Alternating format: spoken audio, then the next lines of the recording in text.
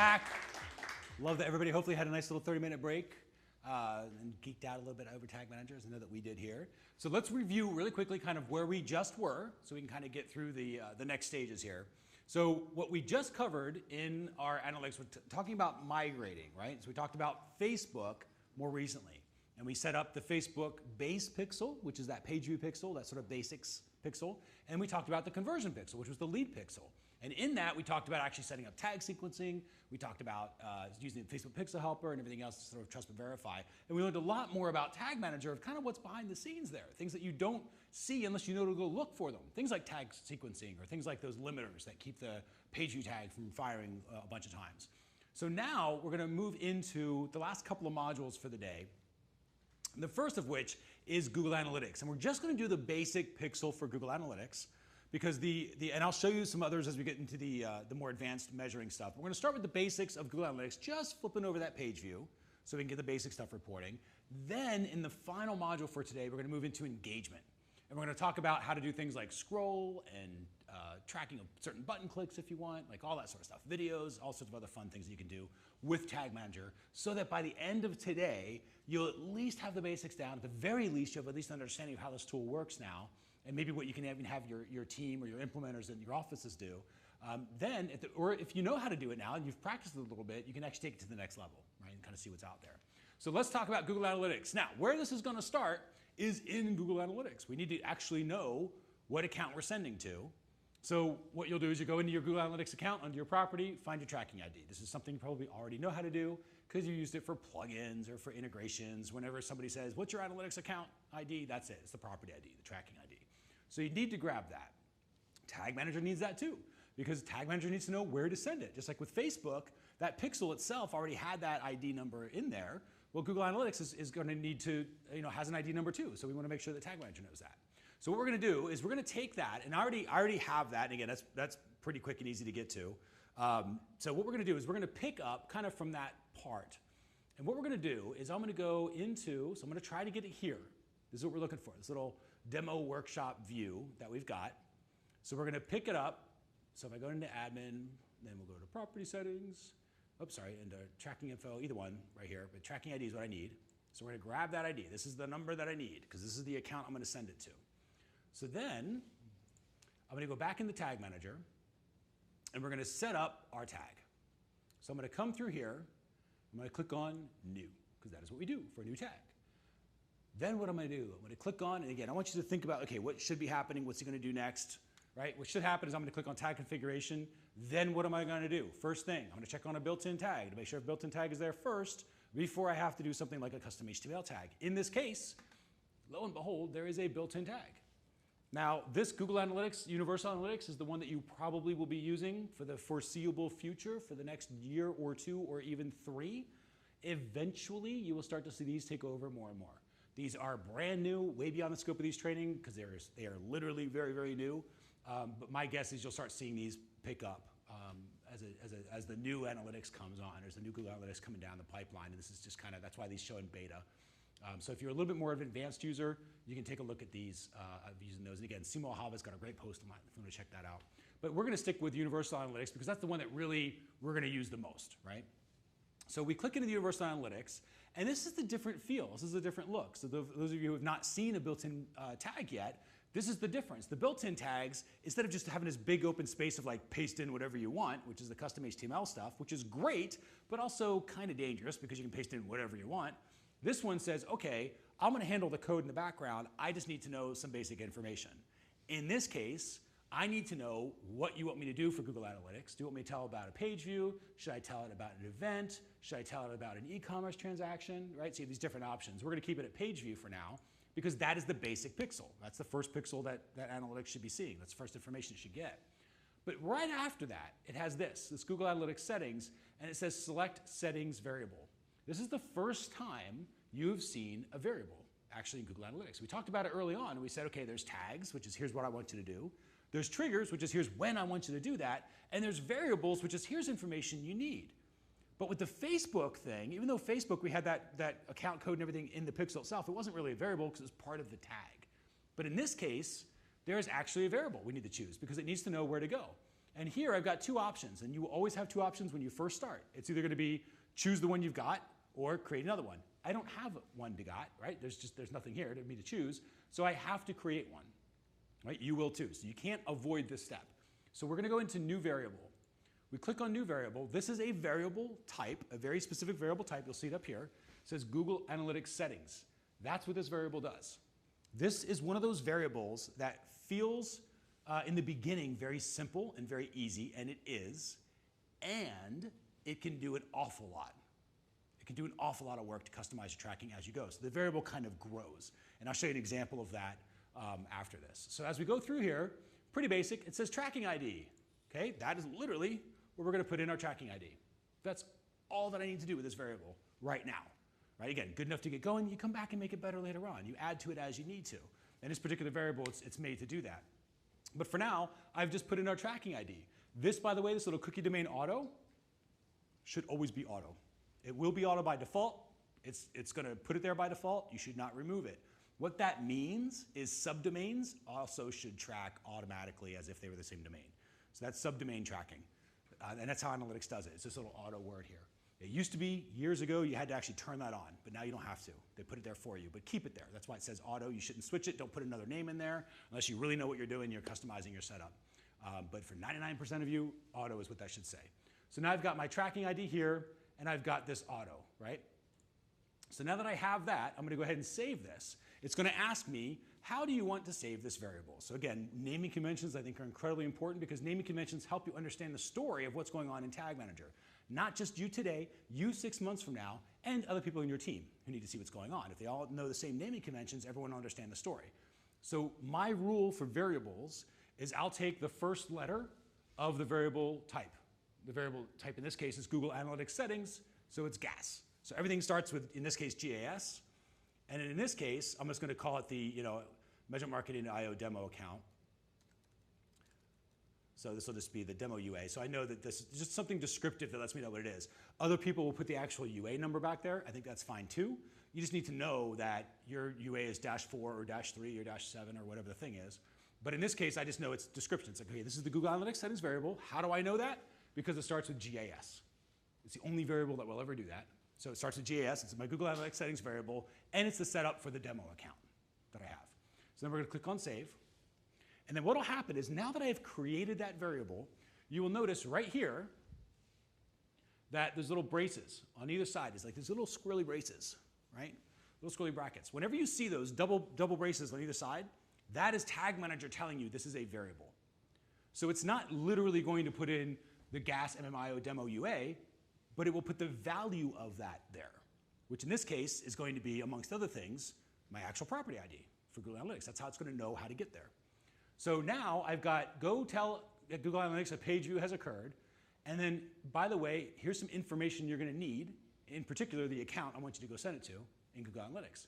So that's it. Page view and then that, right? So page view and here's where to go. And there's my variable. What's missing? Got my tag, got my variable, need my trigger. Exactly. So I'm going to come down to triggers. When do I want page views to be told to analytics? All the time. So it's going to be all pages, right? Not on some pages, all pages. So now we're going to say do this every single time the page loads, which in this case is defined as when Tag Manager loads, so the script loads on the pages. So now I'm going to click on Save. It's going to ask me to name this one. So the way I'm going to do this is very similar to the Facebook. We just say GA dash and then what it is. So this is a page view. So Google Analytics page view. So I've identified it's for Google Analytics and it's page view. And remember, in the beginning, it feels weird to make these names because you're like, oh, this is just Google Analytics, it's just Facebook, it's pretty simple. But I'm going to have like 25 different Google Analytics tags back here. So I want them all grouped together, and if they all start with GA, they naturally group together. So that's why you do naming conventions, because it keeps your tags organized. Helps you see the story. So now that I've done that, I've got my 4 tags up and running. Okay? So what's my next step?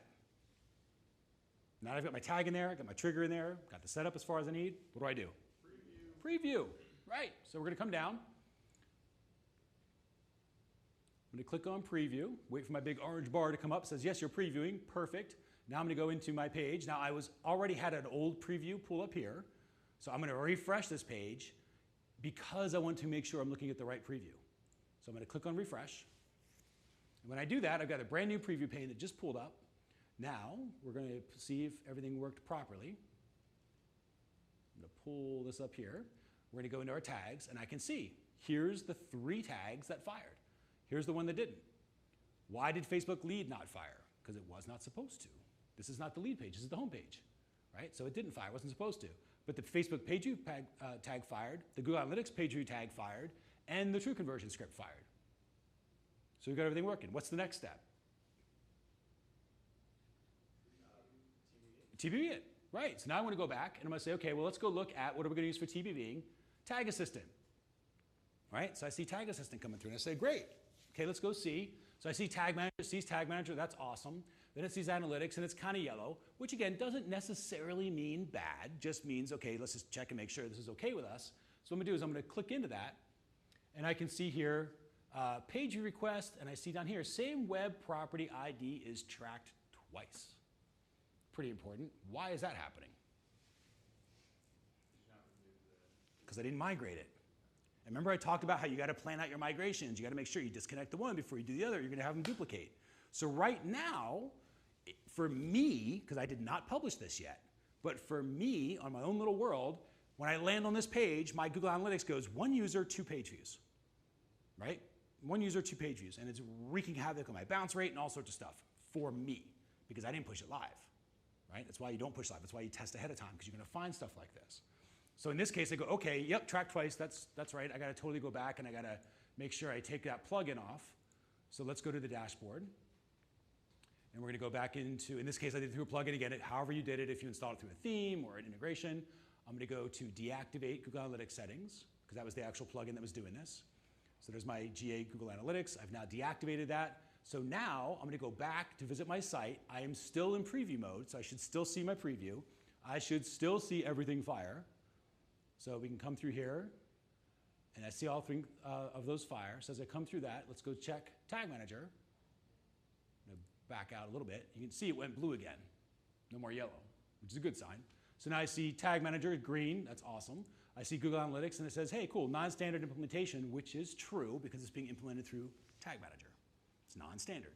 Still fine, though. That's why it's blue, not yellow. And it doesn't say anything about being tracked twice, right? So now I'm going, okay, I've disconnected it. Now what just happened for the rest of the world? They're not getting tracked at all. So if I'm on a high traffic site, I gotta kick it into gear, because right now nothing's being tracked for the rest of the world, only I'm being tracked here because of my preview window. So I'm gonna go through and say, cool, I've worked on this looks good. Now I'm gonna submit the changes. And so we're gonna go ahead and say, cool, this is set up GA page view.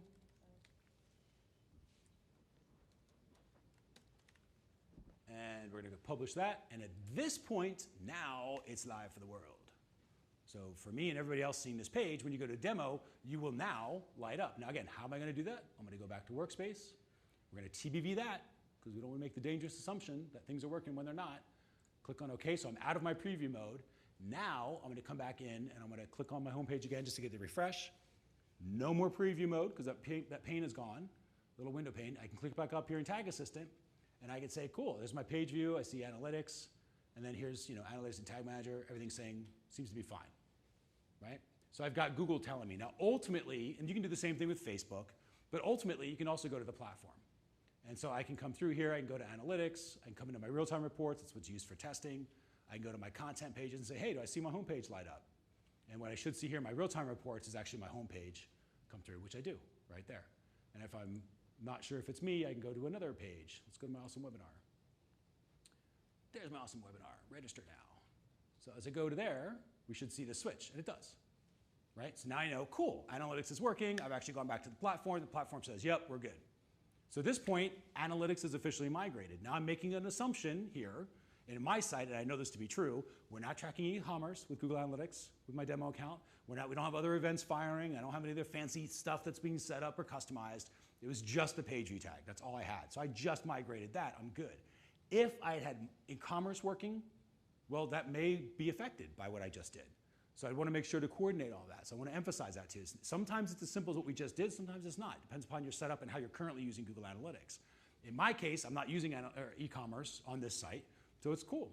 But if I was, I would then have to go in through before maybe I migrated. I might say, well, let's set up the e-commerce now. And we migrate both. I do my page view and my e-commerce all at the same time. Disconnect it on the one side, bring it up on Tag Manager so that Tag Manager is in control of everything. All All right?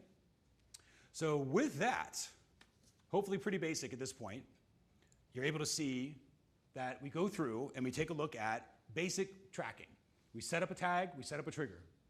Okay? Set up a tag, set up a trigger. Pop quiz. As I look at you. This is what you get for participating so much. But anybody can play. So, how did it know where to send the page view? The variable. It was the variable. Yep. So right in here, right? So that little variable. We said, hey, there's my variable name. That's what contains the details of where to send. So we used the variable, right? And that was the first time we used the variable. Remember, the way that it did this is it said, okay, I'm supposed to use this variable, so it goes back into the variable, and it looks, and it says, oh, there's the tracking ID. Cool, that's the tracking ID I'm going to send this page view to. And that's how everything kind of gets stitched together. There's an amazingly large amount of processing stuff that this thing has to think through to do what we want it to do. And it happens blazingly fast, which is really, really cool. So with that, I want to take maybe 3 minutes or so with page view tags. So let's do the page view tag. For some of you, it'll be the first built-in one that you've done. For others, I want to take a look at the gas variable that you've got. So, because you want to set it up through there. Some of you might have some legacy ones too. So if there's any questions around like, oh, mine doesn't quite look like that. The gas variable came out about a year and a half, 2 years ago.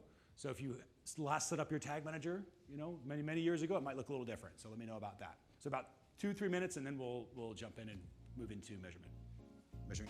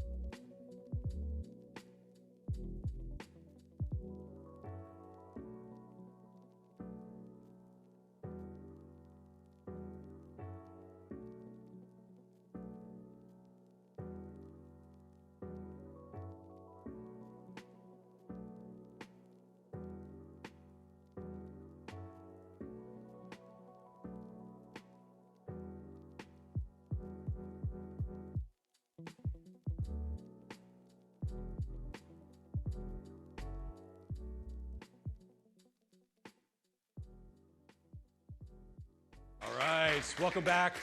Okay, so now we've taken a look at the Google Analytics settings, and specifically the basic settings that we did with Google Analytics, setting up that page view. But we got to get some experience with that Google Analytics settings variable. That will be very, very important.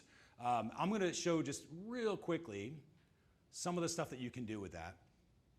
So I'm going to pull into Google Tag Manager, and I'm going to go into that variable. Number one, where do you find variables, right? Where you find them in the variable section. Because if you need to edit that, if somebody had already had a tag manager, he already had it set up, his company had it set up for him, and so I was like, well, let's go see if that variable's right. How do you find it? You find it in the variable section. And when you scroll down to the bottom here, you're going to see user-defined variables, and you click on that. That's the one you set up, right? Because you're the user who defined it. So it shows up here. Now, in this section, there is a lot of stuff underneath here. Again, the Tag Manager keeps a lot of the stuff behind the scenes. It's there when you need it, but it's not in your face because it doesn't want to overly complicate things for you. But when you're ready, you can do all sorts of stuff with this. For example, if you come through here and you click on this box, you've just enabled display advertising features, which means in analytics, you are now getting demographic data from DoubleClick Ad Network. So analytics is now able to see gender and things like that coming through, which maybe you couldn't do before. Just make sure you hover over these little tooltips. They'll talk about privacy statements, everything else you gotta make sure you have in place. But that's how you turn it on. It's just a little click. If you start customizing stuff, you can put custom dimensions back here. So if you want to customize things like, I want to know what lead type came through or what lead magnet they pushed, I want to push that through as a custom dimension. You can do that here.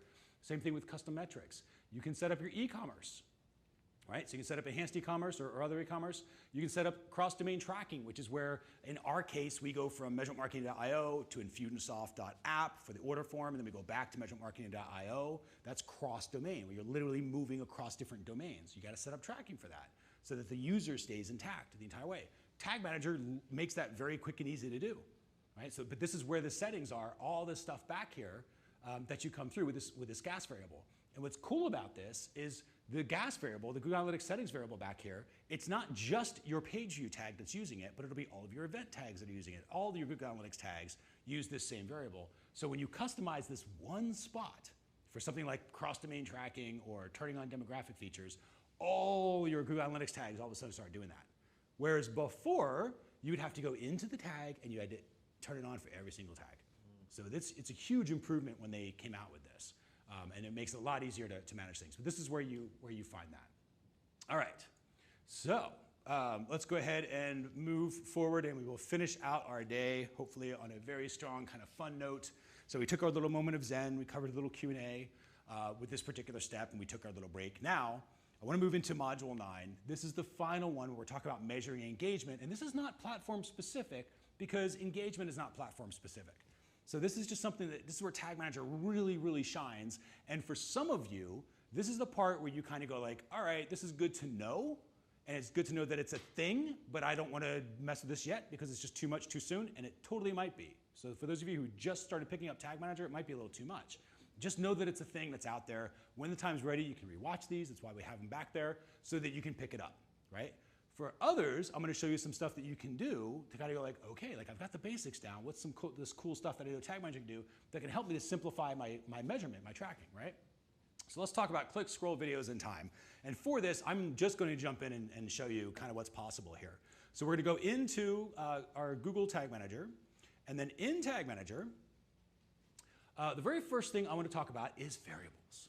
So the way that I think about variables, obviously it's information Tag Manager needs to get the job done.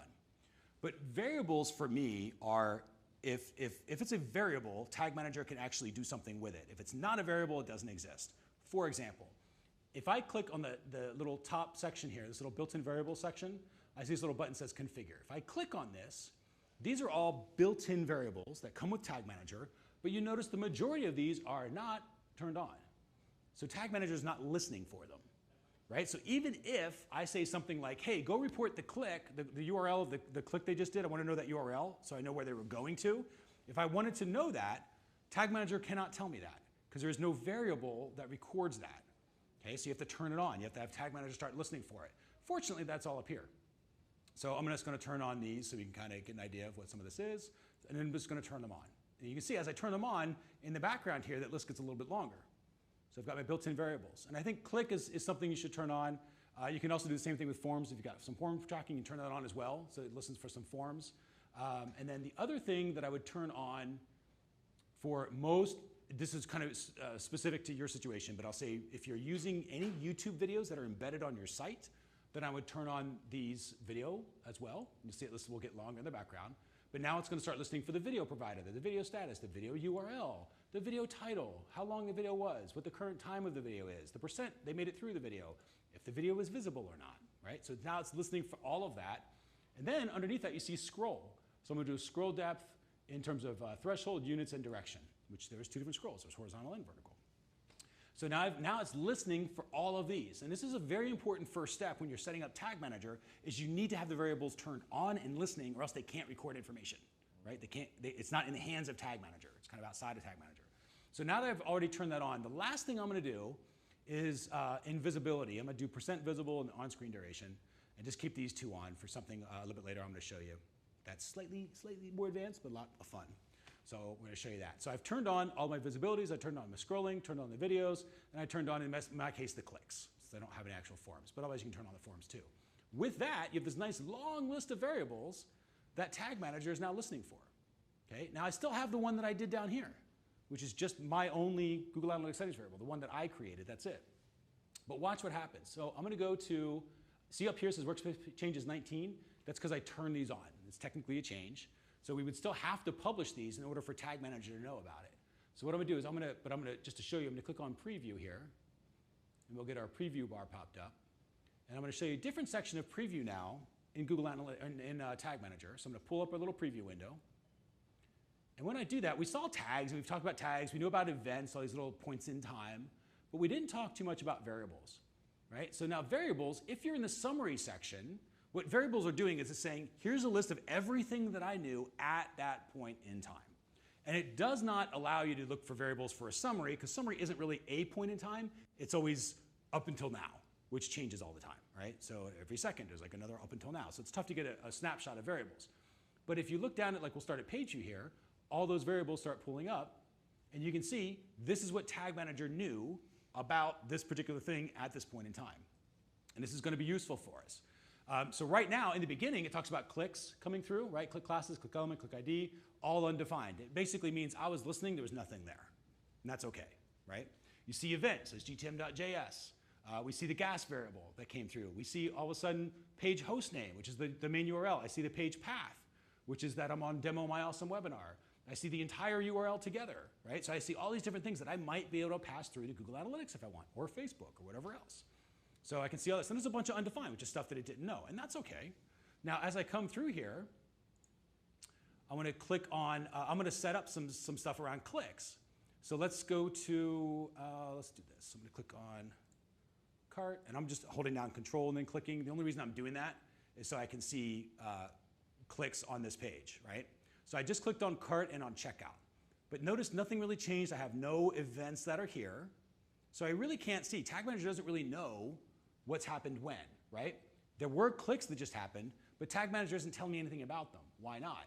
Because it's not recorded as an event, right? And if it wasn't a point in time, then it can't tell me what the variables were at that point in time because it didn't get that point in time. So I need to turn that on, right? I need Tag Manager to be able to know that a click just occurred. So what we're going to do is I'm going to go into, I'm going to get rid of these, we'll come back to those. I'm going to go back into Tag Manager, and I'm going to set up a trigger. And now this is the first time we've set up a trigger without a tag. Normally you set up a tag and you're like, oh, I need a trigger for this tag. We're doing the opposite way. We're coming in the opposite. So I'm going to set up a trigger. We already set the variables. It's listening for stuff, but it just doesn't know to listen for a click yet, right? Or it's listening for a click. It doesn't know when a click happened. That's what the trigger is, the when. So we're going to go to new. And remember we talked about all the different types of triggers that are available. The one I'm going to show you is just links. Okay, there's also an all elements. The difference between these two is just links records when a hyperlink happens. When something's clicked on, it's hyperlinked. Like those cart and checkout pages I just clicked on, those are hyperlinks. The all elements one is awesome, but also the most dangerous one because that literally happens every time I press the mouse button down. This will fire all elements. So you would never use an all element trigger as a global trigger to fire, because every time the mouse button presses, it's going to fire that tag, right? So you wouldn't normally want to do that. So it'd be kind of a little bit more restricted on this one. But just links is cool. What we're going to do is I want to set up ultimately, I want to tell Google Tag Manager to report links, and I'm going to have it report it to analytics in this case, but I want it to do every single link that happens that it knows is a hyperlink, period. So what I'm going to do is I'm going to click on this. It says click just links, and I want all link clicks. In this case, that's okay. If I was using the all elements one, I would not do that because I don't want every single time the mouse button presses. I just want only on this case link clicks, hyperlinks. So now I'm going to check this box, and I'm going to click on where it says save. It's going to ask me to name it, and this is where I'm going to put, so links, I'm just going to say all clicks, all links here. So I have one called all links, which is like for hyperlinks. One will be called all clicks for the mouse buttons, kind of how I do that. So we'll click on save, just call it all links. So now the trigger is active. Now I'm going to refresh my preview window. And with any luck, we should see a difference here. I'm going to refresh this window. And I'm going to do that same thing. So I'm going to pull this up. And I'm going to control click on cart and checkout. And what we're looking for is anything that shows up on this side, right? Other events, other points in time that Tag Manager is now aware of. So I'm going to click on cart. See that little link click? I'm going to click on checkout. There's another link click. So now watch what happens. If I click on window loaded and I go to my variables, Tag Manager is telling me here's what I knew at this point in time when the window was loaded, right? At this point in time of Tag Manager's world, this is what it knew, not a whole lot, especially around clicks. Then I did the first link click, which went to the cart. Okay, so if I click on this, I say, great, Tag Manager, A, you're aware of it now because it shows up in my event list. So when I click on that, I can say, Tag Manager, what did you know? And it says, well, I knew that you clicked to go to demo/cart. I knew the click text was capital C-A-R-T, cart, and that was the click URL as well. So you were going to the demo/cart. And I say, what about this other link click? And I flip to it, and you'll see things change. Oh, this one, you're going to checkout.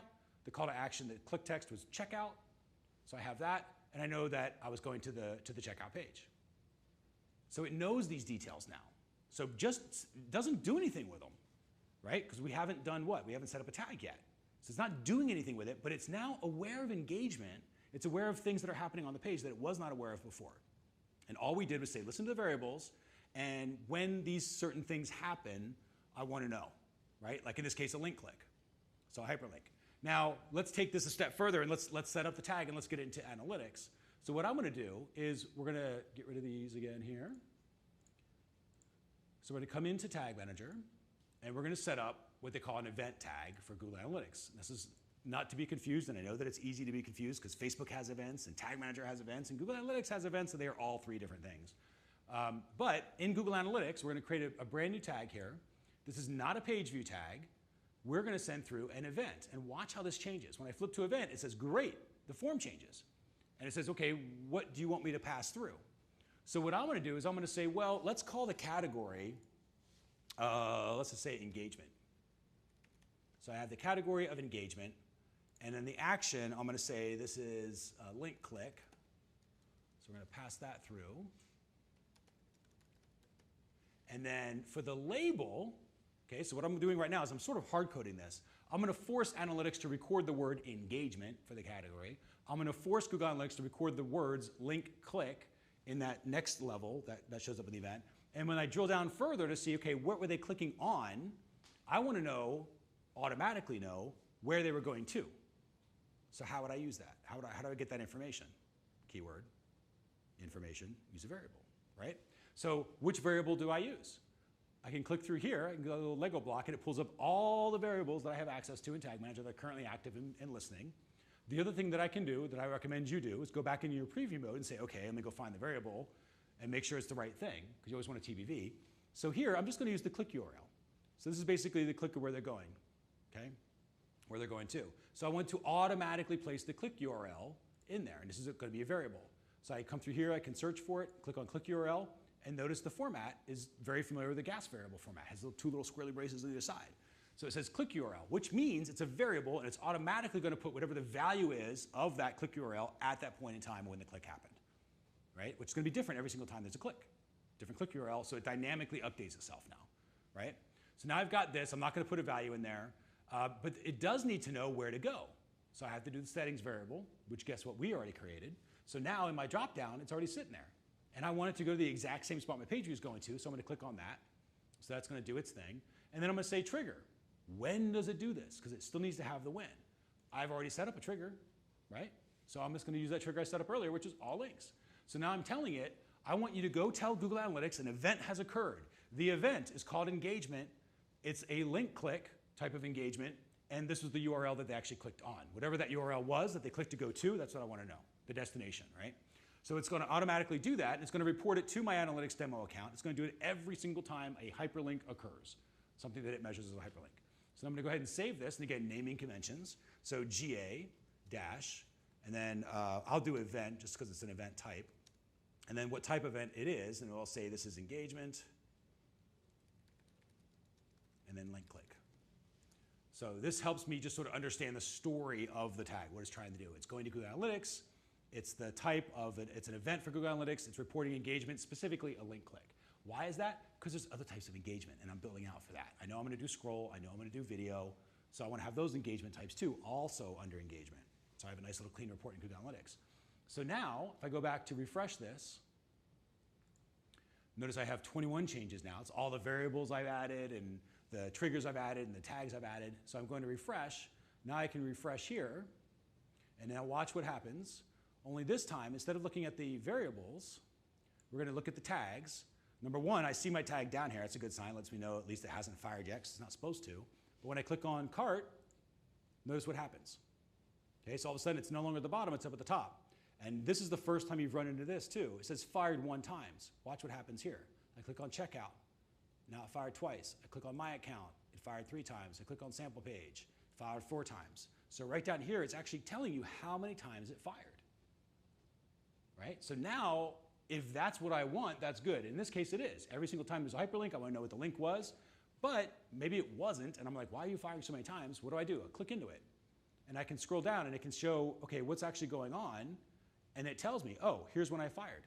I fired at the event number 8, number 7, number 8 and 9. I'm sorry, 6, 7, 8, 9. That's when it did.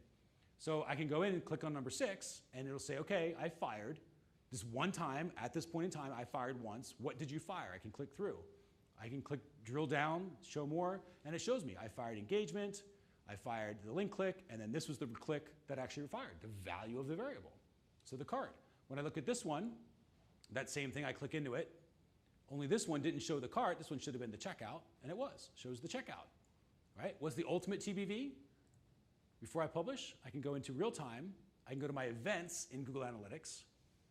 And in the events report, when this pulls up, I can see my event category and the action. And if I click on engagement as a category to bring that up, I can also see the label. Zoom out just a little bit. So you can see all the different labels. So there's my category of engagement, and I've got all the different link clicks that are coming through, and the actual links of where I was going.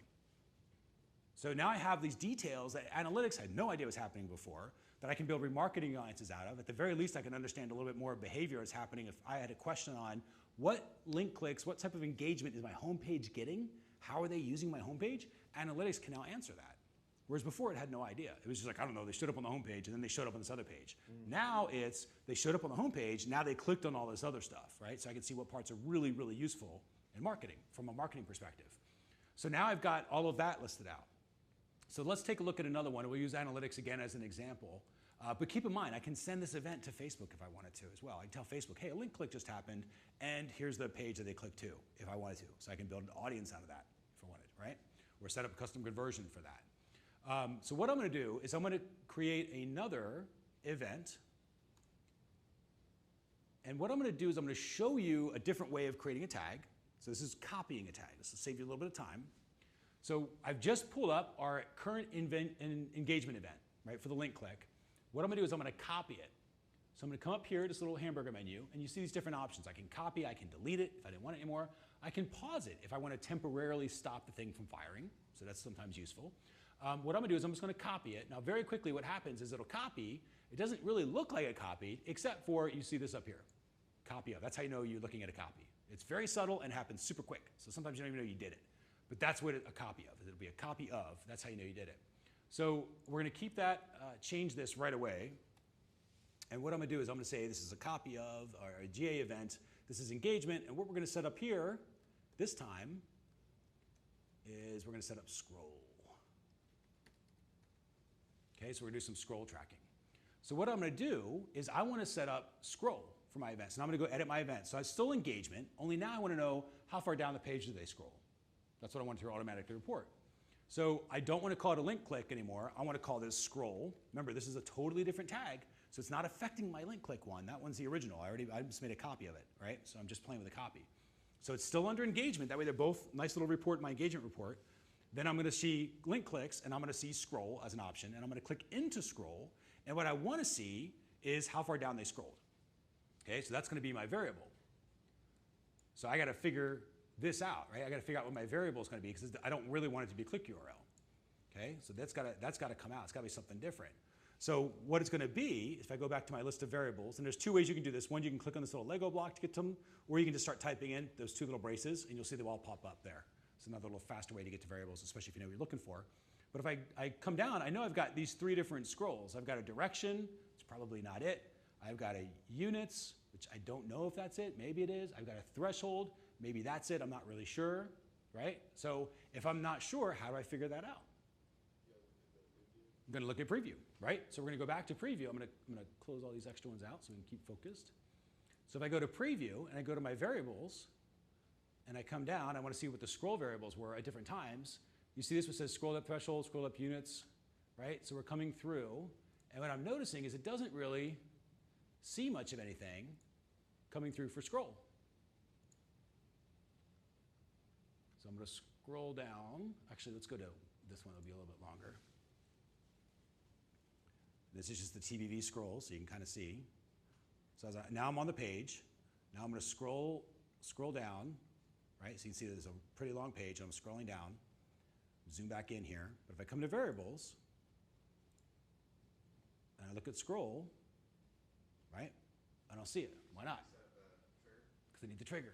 Because I didn't tell Tag Manager I need you to pay attention to scroll now. It's ready to listen, but it doesn't have those details because it doesn't listen for scroll yet. It's not actually getting it doesn't know the when, right? When should it fill those details? So that's what I'm going to do. So I'm going to come into Tag Manager. And what I'm going to do is I'm just going to make my best guess. And let's just pretend for a second it's direction, which I'm going to tell you is wrong, but we're going to play along. So I'm going to do scroll direction, and it's already going to the right analytics accounts, and I'm going to say, well, it's not going to be all links, right? That's not what I want, because I don't want this to happen every single time there's a link clicked that I want scroll. I want scroll to be the thing. So I'm going to click just outside of this box, And you'll notice this has a little minus sign next to it now, which is what I'm going to click on. When I click on that, it goes away. It does not remove it from Tag Manager. It just takes it off of this tag. Okay, so that it still exists. It didn't affect the other tag at all, but this trigger is now removed from just this tag. And we're going to create a new trigger. So I'm going to go into here, and it's not one of these, which means I got to create a new one. So I'm going to go up here. I'm going to click into our new triggers, and right down here, scroll depth. So I'm going to click on that. And this is a pretty cool trigger. So first, it's going to say, great, what do you want to track in terms of scroll, vertical or horizontal? In our case, vertical, probably in your case too.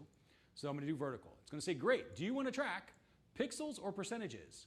For most of you, probably percentages, but you could do pixels if that matters to you for your particular setup. So what I'm going to do is I'm going to say, I want you to do 10% of the way, 25% of the way. So 10% of the way, 25% of the way, 50% of the way, when they make it 75% of the way, when they make it 90% of the way. I stay away from the extremes. 0 and 100 can be a little tricky, so I wouldn't put those in there. But basically 10 and 90 are pretty much the beginning and end anyway. And then how much through the middle. So now I'm looking at that. And then it's going to say, when should it start to measure this? That's what this is. When should it start to measure this? And you can change this. You can say start measuring, right when the page loads itself or when the DOM's ready, window loaded. Typically, the default is going to be window loaded. Stay with the defaults. Because that's basically saying when the browser has said, yes, I've got everything, now you can start tracking the scroll. That's probably a good time to do it. It's when everything's ready to be measured properly. And I'm going to do this on all pages. But I could set up this trigger to say only set up scroll on this page if I wanted to, right? So I can restrict it. I'm not going to in this case. I'm going to say any pages. So then I'm going to go ahead and save this. And what I'm going to do is I'm going to say this is scroll. And then what I do is I put in, again, we're trying to tell the story through name without me having to dive into this to figure out what I did. So it's scroll, and then I will literally say 10, 25, 50, 75, 90. Okay? So now I've got my naming convention in there. Did I get that right? I think there's a period in there. So 10, 25, 50, comma, 75, comma, 90. There you go. There's just a period in there. All right, so now I've got my trigger in there, and it's scroll, and it's going to basically let Tag Manager know there's an event in time, a point in time now at 10% of scroll, 25%, 50%, 75%, 90%. So now it's going to be searching for that. So what I'm going to do is I'm just going to go ahead and save this for now. Remember, this I'm not sure of. Scroll direction might be wrong. I know that it is, but let's play along. So I'm going to click on Save, and I'm going to preview, as we were wont to do. So I'm going to come through, just going to refresh the preview. Remember that little block shows up and goes away. Then I'm going to come down to this page, and we're going to refresh. And I'm going to, pro tip, start at the top. Because if you don't, when you refresh, you're going to refresh in the middle of your page, and a bunch of scrolls happen. So with this now, I've coming through, you've already noticed there are new things there. Scroll depth. Why? Because at this point in time, when scroll depth is here, I go to variables, and I look down on my scroll variables, and you'll see 10% was already there, and it was percent. So threshold is the number, and then percent is the units, right? So remember, I could do percent or pixels. When I'd set up the trigger, I set up percentage. But if I didn't, it would say pixels here, if I set up pixels instead. So in this case, it's the percent, 10%, and it's vertical, which is the direction, which again, not really useful in my case, but it's good to know. Now, if I go to this next one, at this point in time, 25% had also loaded. Why? Because it's a shorter page, right? Really, really long page won't do that. But in this case, by the time this page loaded, 10 and 25 already went through. Now, as I scroll down, you'll watch on the left-hand side, Tag Manager fired again. I click here, and this time it's 50%. See that little 50 right there? And if I continue to scroll down, it's going to pop it again and again, and it'll find at this point 75, and at this point it's my 90. Right? So now, Tag Manager knows all this stuff. Is it telling Google Analytics? No.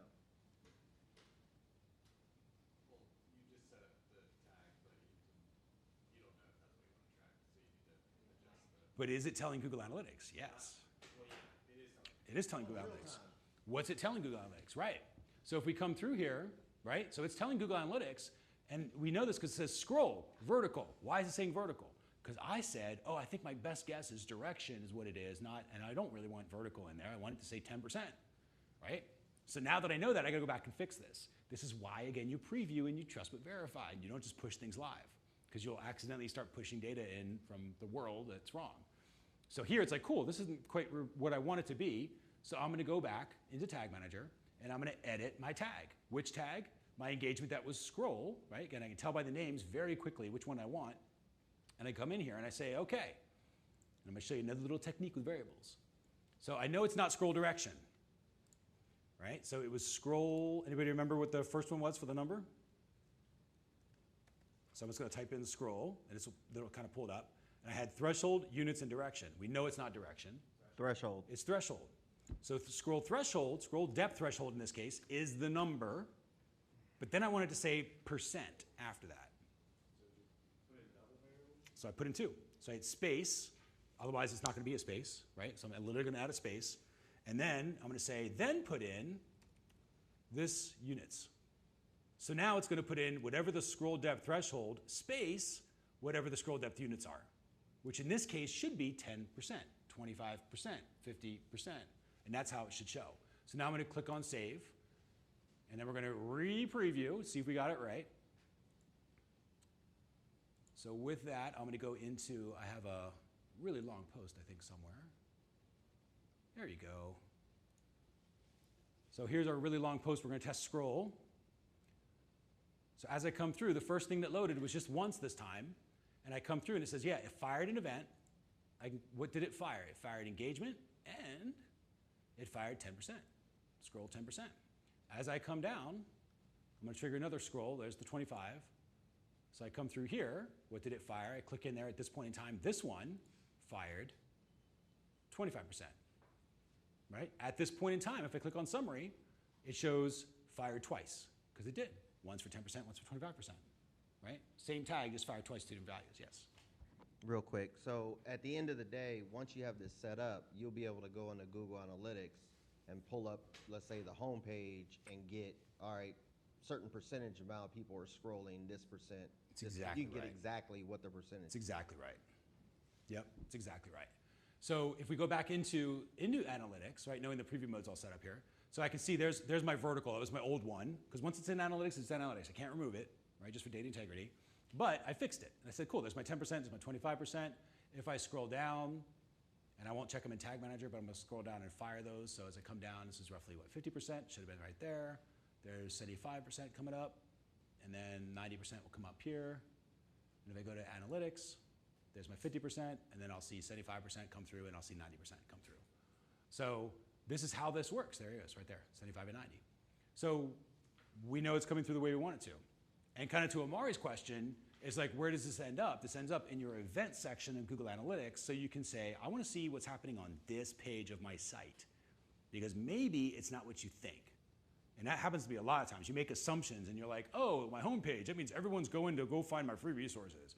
And then you look at your report, and you go, what's the engagement on my homepage? And they go, wow, everyone's coming to log in. And you're like, it's members. We had that problem, right? We do training. This is what we teach. So we have a membership site that people come into, and they go into the homepage to log in.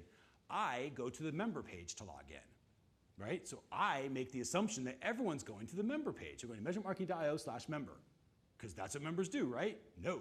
Members go to measuremarketing.io, then they click on members, and they log in. And that's how they do it, right? I made the assumption they weren't doing that because that's what I did, but I'm not in my market. And my market clearly told me, no, we're clicking on this link. So I knew I had to make a couple of measurement adjustments, and I could segment out that market, because I didn't want to see all them in my marketing numbers, because they're already marketed to, right? They're already customers. I need to get them out of the group, and I want to see just how my customers are reacting to my homepage. I can do that because I can see it. Before I couldn't see stuff like that. All right, let's do another one here. So we'll do a video. Okay, so I'm going to do the same thing. I'm going to come in with a trigger, and what we're going to track is, let's do, now you can do this with all video players. I'm going to use YouTube because it's built in. But you can do it with Vimeo, you can do it with Wistia, you can do it with Flow Player, pretty much anything that's out there. You can do something with this. Sprout Video's got stuff you can get customized. If somebody doesn't have something that's out there, if you just Google for it, like Google Tag Manager and Vimeo, you'll see a script for it that you can use. But if it's not out there, then it's something you can use. Let's check this out. I'm not sure if this is our Vimeo one. This is Vimeo. So we've got another one here that'll be for YouTube. Oh, little pro tip, preview window. If you want to get rid of it temporarily, just click this little down arrow. It'll show debug right there. Because sometimes you need to see the bottom of your screen.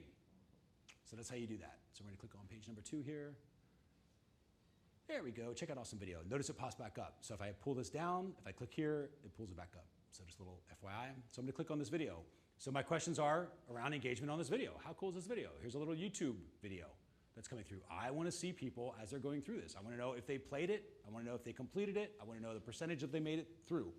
I can technically set this up for time. So I can say if they made it 2 minutes or 1 minute or whatever, right? Because percentages sometimes are relative. If it's a 2-hour video versus a 2-minute video, 25% may not mean something. So what I'm going to do, for sake of example, and for time here, we're going to go into Tag Manager. I'm going to start with triggers, because we already turned on our videos, right? So it's listening for video stuff. We saw it earlier on, but it still doesn't have the trigger. It doesn't know when to fill those things in with information. So we need to set up the trigger, the when. So I'm going to come in, we're going to do a new trigger. This one is going to be video. So we're going to come down to YouTube video. This is the only one that's built in is YouTube. Doesn't mean that you can't do it with anything else. You can totally do it with anything else. You just got to do it with custom HTML tags, but you can totally do it. Built in though with YouTube is a lot easier, obviously, if it's embedded. So I've got YouTube videos, and it already has start and complete. I can obviously turn those off if I want. I'm going to keep them turned on. I don't really care about pause, seeking, or buffering, but I could if I wanted to. I could track that as an event too. I do want to click on progress though, because progress is important, and I have two different options. Do I want to track progress in terms of percentage through the video, or do I want to progress in terms of time? For sake of our example, I'm going to do time, just so you can see it work. And what I'm going to do, this is the number of seconds, and I'm literally going to do it in seconds here so you can see it. So we're going to say, let's say 5 seconds, 10 seconds, 15 seconds, and 20 seconds. Now, again, typically, maybe you do this in percentage terms, but this is like a half-hour video, I think, is using as an example, so I don't want you to have to wait till 25% of the way. But this is the time thresholds, right? So this is going to be 5 seconds, 10 seconds, 15 seconds, and 20 seconds. Put whatever you want in there, just as an example.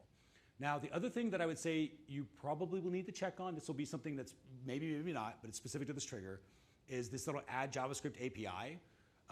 If the YouTube videos, long story short, if the YouTube videos have been embedded in a certain way, they already have this. If they've not been embedded in a certain way, they don't, and Tag Manager will add it, but you have to have it. So if you try to set this thing up and it doesn't work, and this box is unchecked, check this box. I just happen to know in our case, we need the box checked. Probably you will too, because most people do. But check the box if it doesn't work. Is there any harm to checking it just like whole? I don't think so.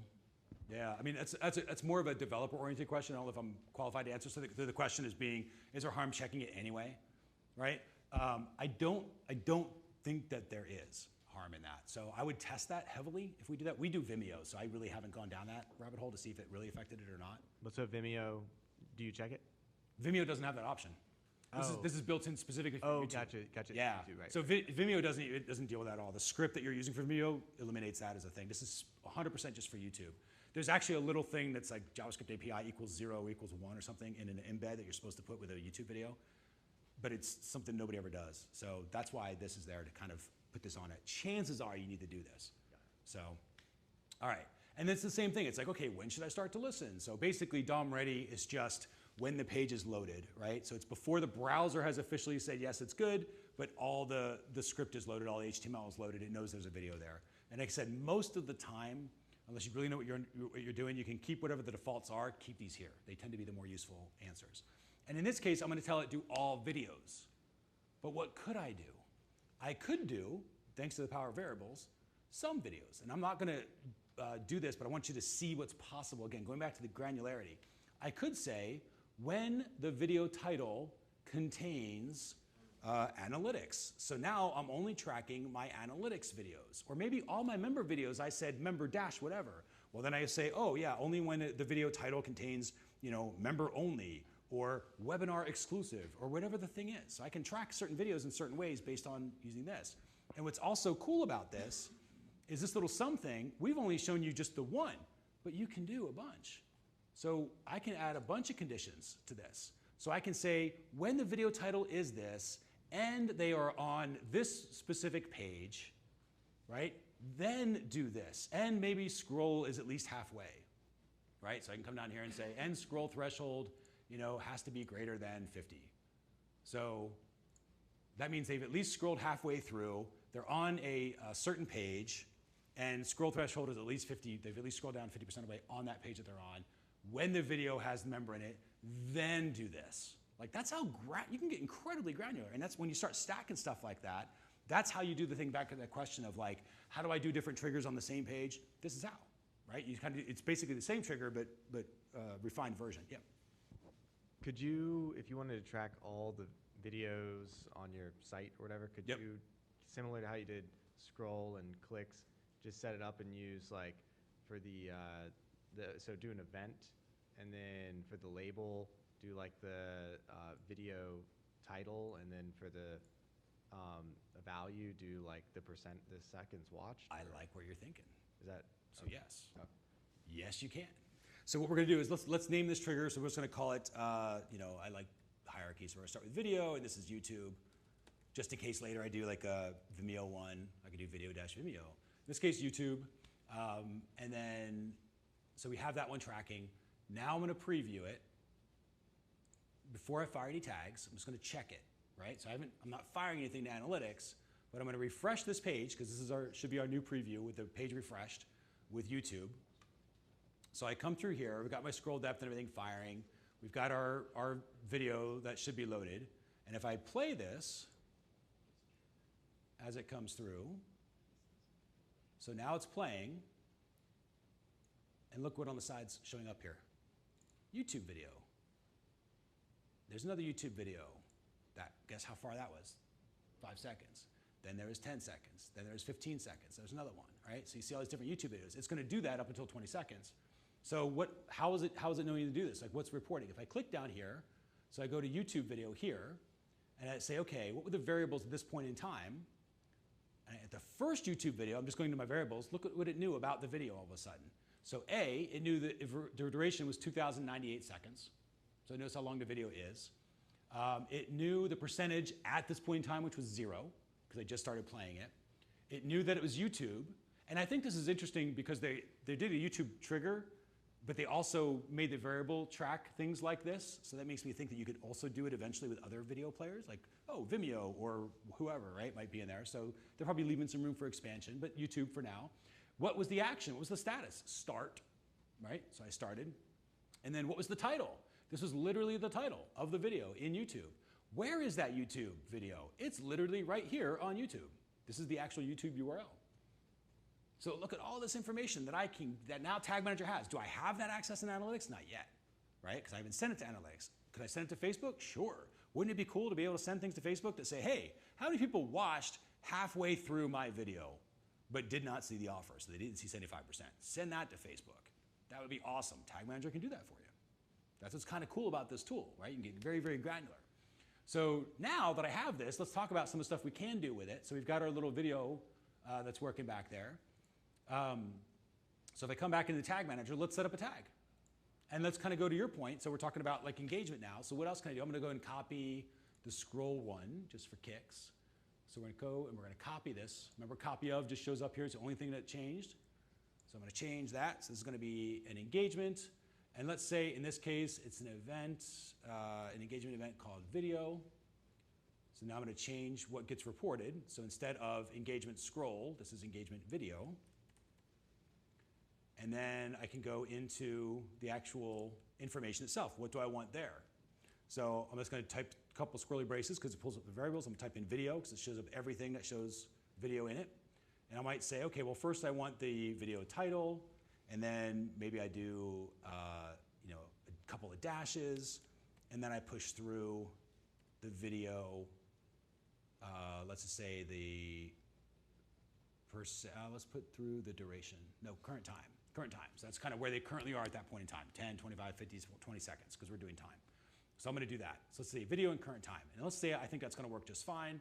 So I'm going to change the trigger, because I don't want it to happen on scroll, because that would be silly. I want it to happen on video, which I've already created and I know is working, because I created that trigger. So I'm going to do my YouTube video trigger. So now I'm going to save this. And then once it's saved, I'm going to go ahead and refresh my preview, because you always have to refresh both sides. I'm refreshing Google Tag Manager. Now I'm going to go back and I'm going to refresh my page with the video on it. And now that I've got the page refreshed, right, when I click on play, again, what should happen, always think what should be happening, not what did happen, what should happen. Get used to thinking forward. So what should happen is I click on this and I see YouTube video and I play, right? And it starts sending the play event into Google Analytics. So if I click onto this, right, this did not happen. So I'm not seeing this. So you didn't change it to, well, I was just gonna say you accidentally, it's still scroll on the tag. I don't know if that matters. Totally matters. I think it matters. Yep. But when you said, so on the tag itself, right? The trigger didn't change. I still had the trigger that existed, right? There we go. And then all I did was take that trigger, which was working, and associate it to this tag. So that's down here. Yep. So that trigger's still the same. Oh, okay. So it should still be showing up regardless. So it still be, even if it wasn't associated to a tag, it should still work because the trigger's there. That's right. Right? That was yours too, right? Like, oh man.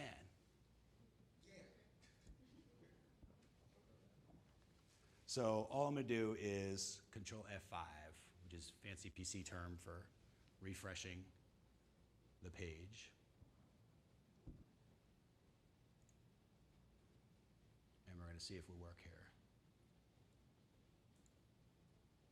And lo and behold, it is not working. Question. Yes. So where it says on the tag and it says action and it says Let scroll. me go back, hang on. Right here? Yeah, so on the tag, see where it says action, says Yeah, scroll. so this technically, so this is a good catch. It should say video. You're right. This is what you're talking about, yeah. So but this is just hard coded. This could say Bugs Bunny, and it would push through Bugs Bunny Analytics. That part doesn't care, right? But what will happen in Tag Manager, which it's doing in this case, is it can see something, and this is the hard part about testing. It can see that something's happening, and you test it with it. Especially YouTube videos will do this. It'll trigger it, it'll work, and you go back and test it again, and it's in a cache, and it doesn't work anymore. It doesn't see it. So you see weird little glitches like that. In this case, it has nothing to do with this, and technically has nothing to do with this stuff, and it has nothing to do with this, because all of this was working before. So it technically is probably working. And at this point, this is where I would say it's either glitching out for me, because it happens, because you watch it, go to a video and it loaded weird and it didn't notice itself. So I'm gonna try to reload and go back to the page. And this is exactly the process I would follow, was trust but verify. Making sure first I hit refresh. I'm just gonna make sure we're on the right preview.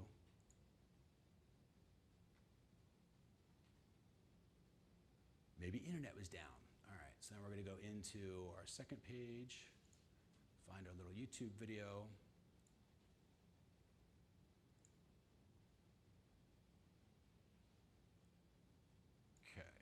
So we know our scroll's working. Now we'll see if this is a glitch or not. There we go. So now the other thing, this is also what could be causing the issue, but I have so you see these little YouTube videos? This is me, Tag Manager. This stuff down here, all these little media player things that are happening, that's the plugin. That Google Tag Manager for WordPress plugin knows there's a video on. This is also how you do things like it does Vimeo. So you can tell this plugin, hey, track YouTube, track Vimeo, which I turned on previously to this stuff. So that's what was happening, is it's both, could be this conflict. They're both trying to do the same thing. And so what I would do is go into the plugin and turn it off and say, I got this one, you don't need to do this, right? But most of the time, to be honest, I'll use that plugin because it works really well for seeing different media states, podcasts, like all sorts of multimedia stuff going on. It's pretty cool. And I do not recommend that plugin. Most plugins with WordPress, I'm like, stay away from plugins, they suck. This guy keeps it updated, Google Tag Manager for WordPress, it's a great plugin. And you see cool stuff you can do with this. But in this case, there's all YouTube videos. So this is just a glitch in that one particular instance. But what I did is I went back and said, okay, well, maybe it's just the way the page loaded or the browser's looking at it. I'm gonna trust but verify this as a user, go back to the start, and let's walk through the path again. Okay, now that it loaded fresh, it's working, right? So at this point, I'd be fine pushing it live and then just TBVing it along the way, maybe using a different browser just to really trust but verify it. But it looks like it's working just fine. The challenge that I think we have is in this. So I've got the video, so now it's gonna say engagement, and now it's gonna say 3 different things. It'll say link clicks, scroll, and video. I can click on video, and it'll say, oh, here's this video, and then these are the percentages. Well, technically time, because we did time, right, number of seconds. So 0 seconds, 10 seconds, 15 seconds, 20 seconds, 5 seconds. And that could be percentages, whatever you want it to be. And that might be good enough for you if you wanna do that. What might also be useful, and there is no right way to do this, there's just different ways to do it. You might just create a whole separate thing, right? And say this is a category called video. Then in video, I see the video title. Then I click in the video title, and then I see percentages. So that might be a different way for you to organize events. Would you organize it that way in Google Analytics? Yes, Okay. but I would do it through the tag. So I would come in, because analytics doesn't organize necessarily on its own, it just sort of records what it's told to, right? So in the tag, where in this video tag, we have set up and we said, okay, we're gonna do engagement and then video title dash current time, which is what it's currently doing. But I go, that's cool, but it's also kind of messy. And I wanna be able to read my story easier and faster. So I might say, let's change category. Instead of engagement, I'm gonna sacrifice it being under engagement. I'm gonna call it video instead. And then I'm gonna say title of the video, and then I'm gonna do percentage underneath that. That way it's a nice little drill down. Which again, there's not a right way necessarily. It's just the thing that's more useful for you to go through, okay? Yep. Do you use value ever? You can, yeah. We typically don't for most of these events in terms of a measurement because we're just trying to track for the behavior. Got it. And it's actually, when it's thinking of value, it's thinking of like Integers. It's only an integer. Okay. So it can't take like blue because it needs a number. It needs a whole number. Got it, but it's not necessarily like a currency value. Like it could be 15 But it could be, seconds. yeah. So you might, for example, say something like, like in the percentages, it could work that way, right? But typically the values become like a metric, and you can add, multiply, divide, like average value or whatever. So that might be useful, right? Most of our stuff we push in the data studio. We do all our calculations there, so we get those answers that way. Okay. But the other thing you might use it for is an event, like maybe a lead. If you know every lead becomes worth $10, you put a value of 10. Like that might be a reason you could use value. Okay. In something like that. Finally, and then we'll do a quick review, and this is just to show you something that's possible, is something called an element visibility trigger. And I just want to show you this. We won't have time to get too much into it, but I just want to show you what's possible with it. So element visibility, what this is, and this is definitely more advanced, so it's beyond the scope of what we have for this training, but I want you to know it's out there. For those of you more advanced, definitely be aware of this thing. So what this says is you identify it either through ID or CSS selector, which those of you who know this tool know how to use that. If you don't, that's okay, just know that this is possible. But what this is doing is you basically say, let's go to my site. And so if I go into, actually I got it up here. So if I go into measurementmarketing.io, our main site, and if I wanted to know how many people are seeing my speaking page, right? And if I just want to know from people that are on the homepage, how many people are actually exposed to the page where I do speaking and events and can schedule me for podcast interviews and everything else. Well, that is way down here. And I've got two ways of measuring that. One is I can say, how many people clicked on this link, which is one way, right? Two is what has to happen before they click on the link. They have to be aware of this in the first place. So what I can tell Tag Manager is, hey, when this picture loads, or when this text loads, or when this loads, or even when this text here loads. When this shows up in the browser window, then do the thing I want you to do, which is really cool because now it's not just the page load, because yeah, it did, but it's in the bottom, nobody can see stuff. But it's when it's loaded here, right? Then it's like, okay. So what you can do in Tag Manager is you can get really specific and say, okay, every time just once per page, or every single time that thing even comes into view, because maybe I can track how many times somebody's looking at, for example, my testimonial section. Are testimonials worth it or not? I don't know. Are they even spending time looking at them? I don't know. I will when I use this tool. Because then I can come in here and then you can say something like, okay, has to be 100% or 50% or 25% visible. And then you can even say duration. So has to be on there at least 3 seconds or 10 seconds or a minute. So you can do some really, really cool things with Tag Manager. This is an example of one of those triggers that didn't exist a couple years back that they've added into it. And they're always coming up with new stuff like this.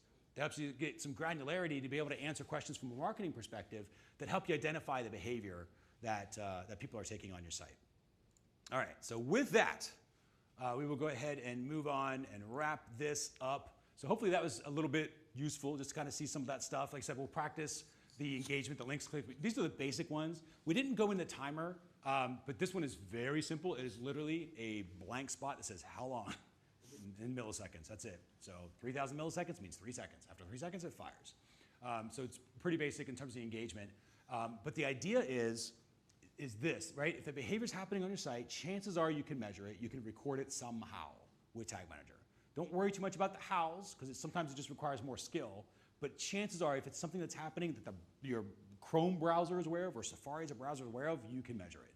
And if you can measure it, then you can actually get some answers around it and start improving your own marketing results. So engagement, I'm going to ask everybody to practice kind of at home, have a chance to do that. We'll handle Q&A right toward the end of this, but to recap, just kind of reviewing everything we've done so far, just kind of help you on your own journeys to realize like how much where you were versus where you are now. When we started this whole thing out, we talked about Google Cubed, right? Which was the idea that there's Tag Manager that collects data, Google Analytics stores data, Google Data Studio reports the data. That's how those three things work together. We obviously are talking about Tag Manager today. We talked about the parts and pieces, tags being the what, the triggers being the when, the variables being the information needed along the way. You've seen examples of how to use that in multiple ways, and some other things of sort of how you can use it in the future with some of these and be able to combine these. We talked about setting up Google Tag Manager and putting either code on the pages or using plugins. We talked about the migration planner, using the audit to figure out where you currently are, what platforms you're using, and then where you're ultimately going to go with those platforms and what you want to do with those platforms. Now maybe your brains can spin a little bit more of like, wow, I didn't know we could do that thing with the element visibility trigger. Maybe I want to know that. I didn't know I could know that. Now I'm going to start asking all sorts of questions. So you go back to your migration planners and fill in some of those blanks. Then we actually did the migration. And remember, the whole point of this migration is you get everything under one roof. So under this whole simplifying your tracking, number one, it's simplified because everything's in one spot. It's in Tag Manager. That's where your measurement is. If it has anything to do with the measurement, it's in Tag Manager. You go to one spot. That's number one, simplified. Number two, simplified is because Tag Manager's in control, everything is getting told at the same time from the same source. What's going on? So if a video happens 25% of the way, you can tell Tag Manager. Simplified because you can actually see the video stuff, whereas before you couldn't. Right? So we have that. We talked about the basics, setting up the basic, in this case, Facebook Pixel. We talked about measuring engagement, right? All the way through to, instead of the timer, we covered the element visibility. We went into some of the details there to kind of show some advanced stuff that's there as well. There is more to Tag Manager. Obviously, we talked about Trust But Verify with things like the Facebook Pixel Helper and Tag Assistant. There is more to Tag Manager as well, something called the data layer where you can do, it's like a whole other level that unlocks Tag Manager. But again, it's a little bit more complicated. So what I would want for you is to practice these basic steps, and then you're ready to move on to something like the data layer to put information in. But the data layer basically is just a place to hold values and variables, and that's really it. So a place to store information like, are they logged in? What's their lead type or something like that. You can put all sorts of details in there. If they purchased something, what did they purchase? How much was it? You can put all that stuff in the data layer, report it to analytics or Facebook. So just know that something like that is out there. There's still more to learn. It's impossible to learn anything about Tag Manager in one little training, but it is definitely possible, right? Talking about publishing containers and things like this, definitely possible for you to understand the basics, for you to get something in place with Tag Manager, get something meaningful from it, and you start to get addicted to this state where you're starting to go like, oh, now I can know this. Like, actually, I can know that answer. Even if you don't know it yet, even if analytics doesn't have it yet, even if Facebook doesn't know how to create a custom audience out of it yet, you now know how to get Facebook to create a custom audience out of something really weird. Because Tag Manager you can use to actually measure that now, right? And send those details on. So with that, your next steps, I'd say one, take action. Those of you here, I know those of you, many of you at home, have taken action. That's awesome. I commend you for that because that's what gets you the learning.